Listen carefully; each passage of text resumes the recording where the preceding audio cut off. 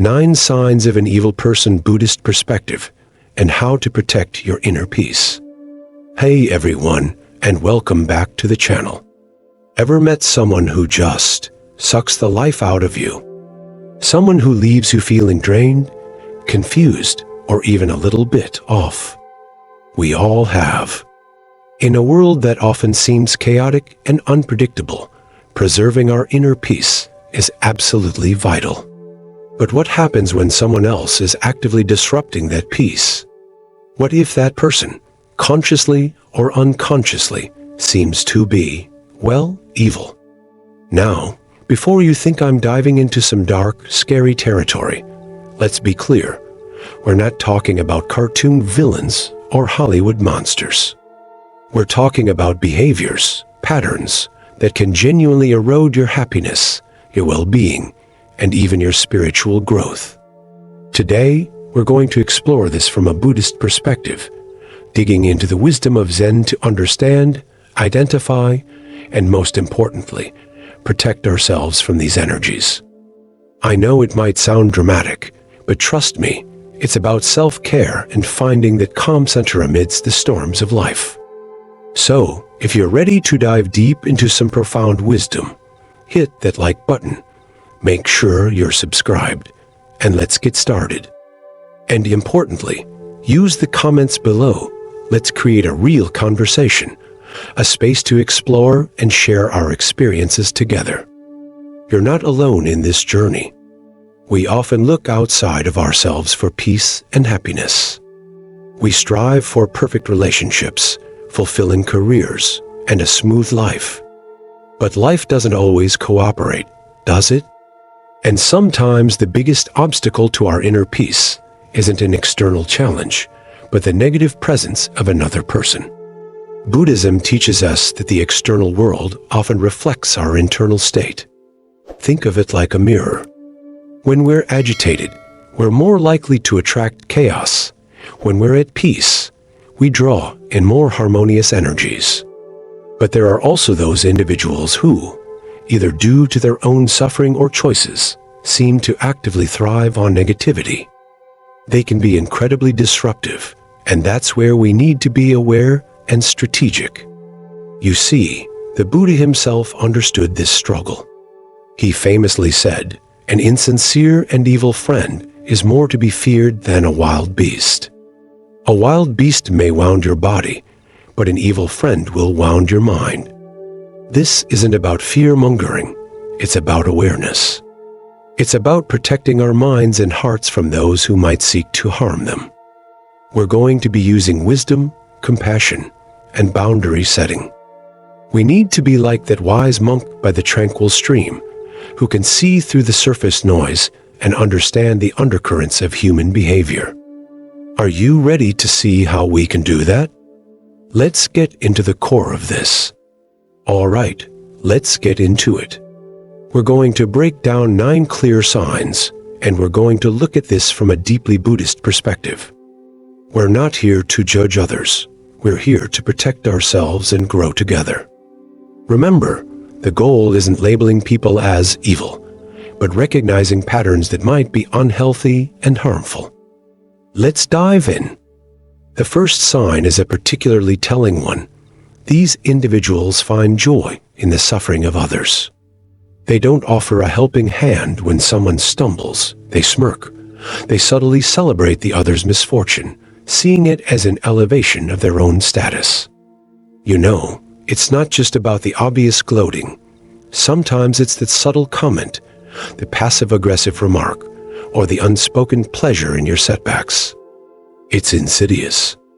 In Buddhism, this stems from mudita's absence. Mudita is the joy in the happiness of others, a foundational quality on the path of enlightenment. Someone lacking mudita is often consumed by jealousy, and it poisons their soul. The Buddha taught that true contentment arises not from tearing others down, but from celebrating their successes. I remember a time working on a collaborative project. One of my colleagues would always seem to disappear when things got tough, only to pop up when something went wrong with someone else's work, often with that "I told you so" vibe.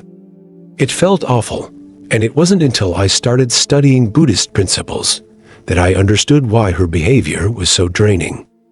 She simply couldn't find happiness in our group success. It was always about her feeling one up, even at the expense of others. Observe how people react when you share good news.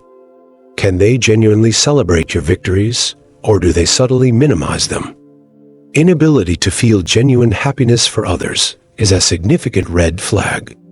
This is another classic sign. These people's tongues are sharper than any sword, and they wield words as weapons. They thrive on lies, distortions, and sowing seeds of distrust amongst friends and family. Think of them as energy vampires who feed off the drama they create. Zen Buddhism emphasizes right speech, truthfulness, kindness, and mindful communication. Gossip, slander, and falsehoods, on the other hand, are seen as incredibly destructive. Words can heal or destroy, and those who weaponize them for harm reveal a deep inner darkness. It's about conscious communication, and people who habitually break this principle can cause a great deal of hurt. I had a close friend who I later realized was always creating drama behind my back and everyone else's. I was a bit naive then, and thought, oh, it must just be a misunderstanding. It got to the point where my network began to fall apart as she had whispered different rumors to others about me and vice versa. It was not only exhausting, it showed her lack of respect for the principles of right speech. Notice who is constantly talking about others negatively. Are they generally truthful, or do they seem to twist things for their own gain? If someone's words are often manipulative and destructive, be careful. These individuals are masters of invisible chains. They subtly manipulate situations to serve their own desires, making others feel obligated, indebted, or powerless. It can be very subtle, a slow burn where you gradually lose your sense of autonomy. In Buddhism, attachment and control are seen as poisons of the mind. We learn to let go and accept. The Dhammapada teaches us that true freedom lies in letting go, not binding others to our will. When someone tries to control or manipulate you, they're seeking to dominate, not support. Years ago, I was in a relationship where my partner would constantly bring up tiny favors they had done for me, making me feel as though I owed them even more than I could ever give. Over time, I began to feel my own self-worth decline and my independence begin to be stripped away. I learned a very important lesson on the importance of boundaries in that experience and recognizing when someone is using guilt as a form of control. Pay attention to anyone who makes you feel guilty, indebted, or powerless. Do they constantly guilt trip you or manipulate situations for their own advantage? That's a huge red flag. Envy is often seen as the root of many evils. An envious person can't bear to see others prosper. Their resentment is like a weed, choking their ability to love. They compare themselves constantly, seeing your wins as their losses. Zen teaches equanimity, or upekkha, that we are not comparing our journey to others. Envy arises when we lack inner peace, when we don't appreciate our unique path. It's a sign of deep inner discontent. I remember when I first started my career, one colleague was so competitive and envious. She couldn't celebrate anyone's achievements, constantly trying to undermine them. It was honestly exhausting, and eventually, I had to learn to distance myself from this kind of negative energy and focus on my own path. If someone belittles your achievements or can't seem to celebrate your growth, it could be a sign of envy and maliciousness. These people seem to lack basic human compassion. They dismiss the pain of others, seeing it as insignificant or even deserved. They're disconnected from the human experience of suffering. In Buddhist teachings, compassion karuna is absolutely central. It's about recognizing the suffering of others, extending a hand of kindness, and remembering our shared humanity. Without compassion, we become disconnected and numb, which is not a path to spiritual health. I witnessed someone who refused to help a homeless person during a winter storm. Their dismissive attitude showed a severe lack of empathy. It was a stark reminder that we must be aware of those who can't see the suffering of others. This coldness can be incredibly harmful. Be wary of those who show no concern for your struggles or the struggles of others. They are likely lacking the key aspects of compassion. Exploitation is a common tool of those with harmful intentions. They see others as tools, not equals, and treat them accordingly. It's a lack of basic respect for the humanity of others.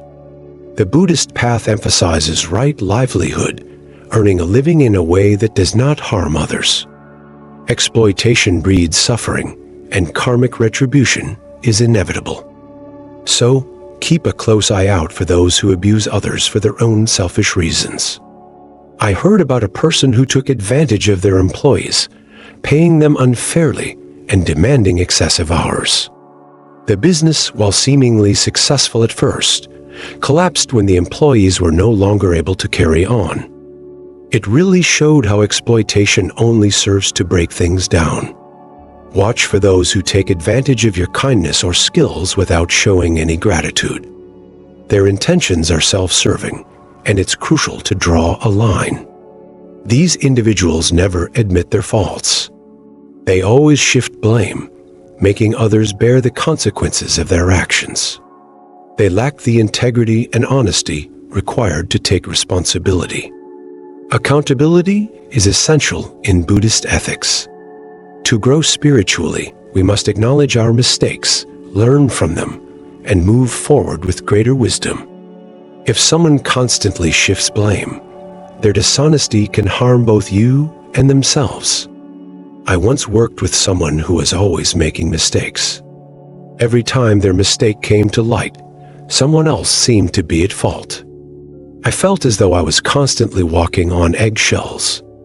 In the end, I realized they had no intention of taking ownership, which is simply a sign of deeper issues. Pay close attention to those who deflect blame, never admitting their wrongdoings. This is a very revealing behavior. Negative individuals often thrive in isolation. They'll subtly distance you from your loved ones, making you reliant on them alone. This way, they control the narrative, they control your perception, and most of all, they control you. Zen teaches the importance of community and interconnection. We strengthen and support each other. That's part of our spiritual growth. Isolation, on the other hand, weakens the spirit and allows negativity to fester. I had a friend who slowly pulled me away from my other friends, subtly criticizing them, making me feel like they were not good enough. Eventually, I was left almost entirely reliant on her. It wasn't until I recognized this that I realized I had been isolated and needed to find my way back into my wider network. If someone discourages you from connecting with your support network, question their motives. True friends encourage connection, not division. Finally, those with harmful tendencies often leave you feeling completely drained, anxious, and unsettled after any interaction. They feed on your energy like parasites, leaving you feeling depleted. Buddhism teaches mindfulness in our interactions. We need to be aware of our energy and boundaries to protect ourselves from those who seek to deplete us. We shouldn't absorb others' negativity, but learn to transform it. I've often felt completely exhausted after having a conversation with someone who constantly complains or vents. I've learned that these conversations often leave me feeling tired, even though I haven't done anything physically demanding. This is often a sign of someone's negativity affecting my energy field. If someone consistently leaves you feeling depleted, protect your energy. Set boundaries and seek positive influences.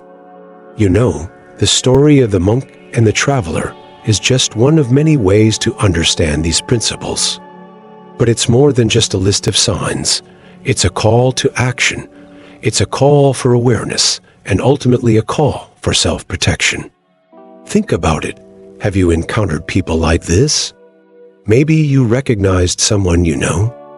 Maybe you recognized yourself in a few of these patterns. That's okay.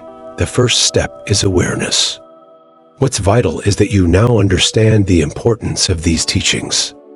Let's be honest, we all go through challenging periods in life, and it's not always easy to be happy. We're all human. It's not about judging people for being imperfect. It's about recognizing harmful patterns that will stop your spiritual growth and protect yourself. Now, let's get to the crucial part. What do we do when we encounter these people? Do we confront them? Avoid them? Try to change them? The truth is, it's rarely a one-size-fits-all solution, and the best approach really depends on the individual and your capacity. Here are 3 paths, all rooted in Buddhist wisdom, to choose from. The first is compassionate detachment. This means acknowledging the negativity without letting it disturb your inner peace. You offer kindness, but you set boundaries. You're like the wise teacher who observes a disruptive student with calm understanding. We do not engage, but we maintain compassion. Compassion in Buddhism isn't about tolerating harm. It's about addressing it with wisdom. Practicing compassionate detachment allows you to protect yourself without harboring resentment.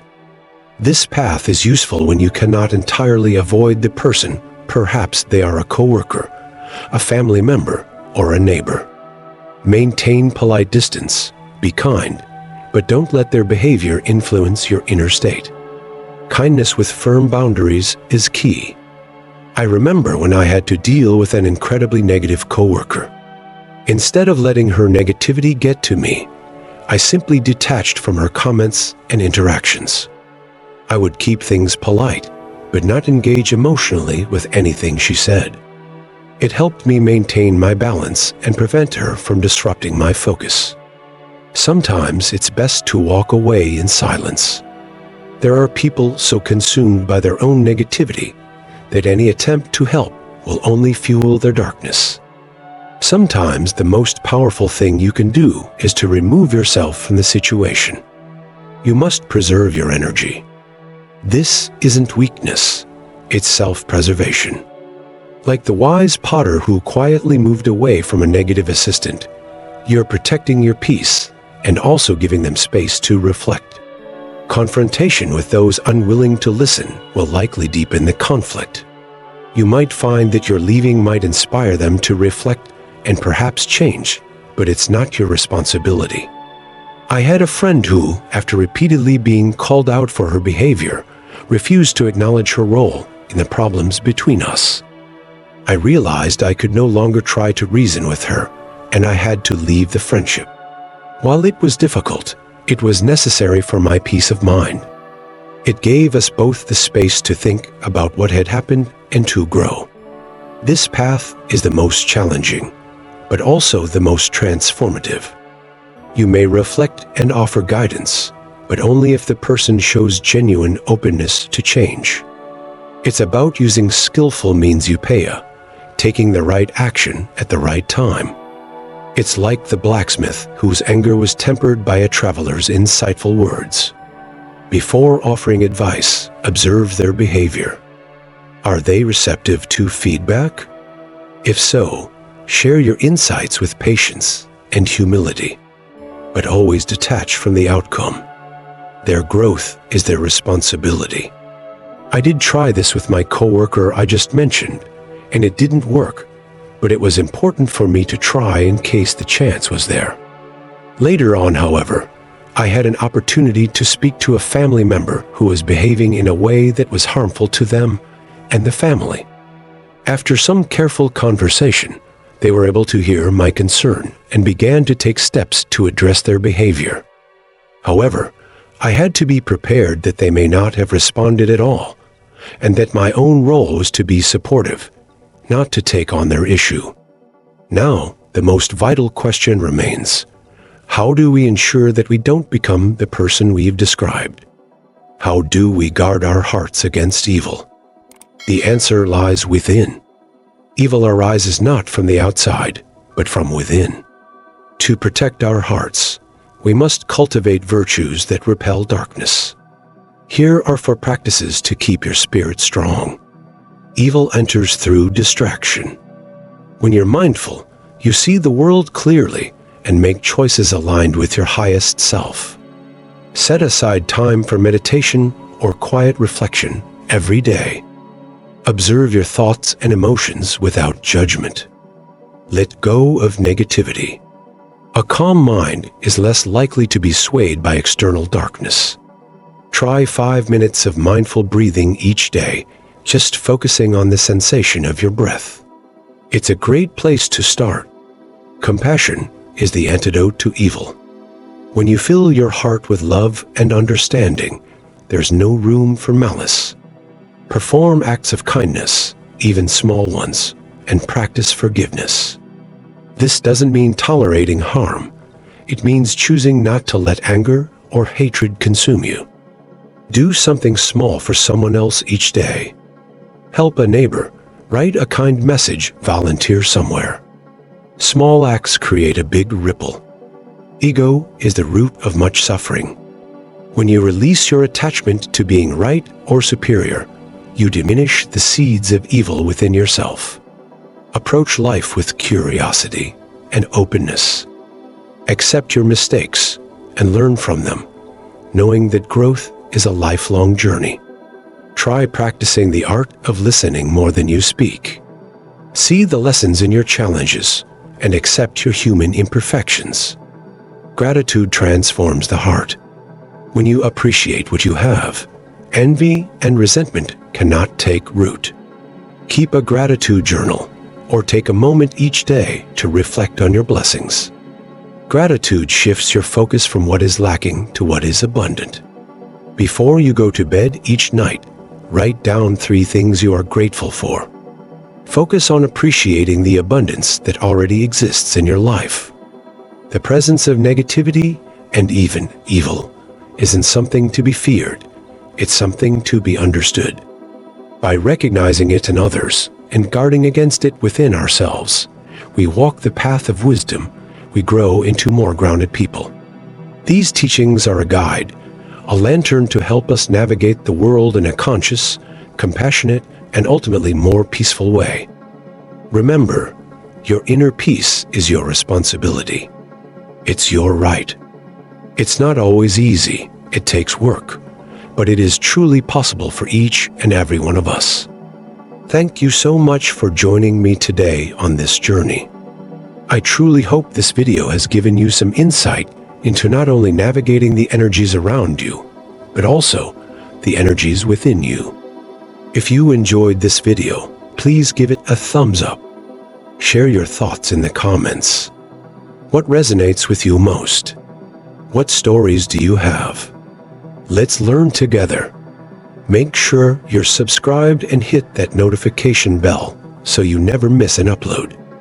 We're going to be diving into more of these kinds of topics in the future. Until then, may your heart remain pure and full of peace. See you in the next video.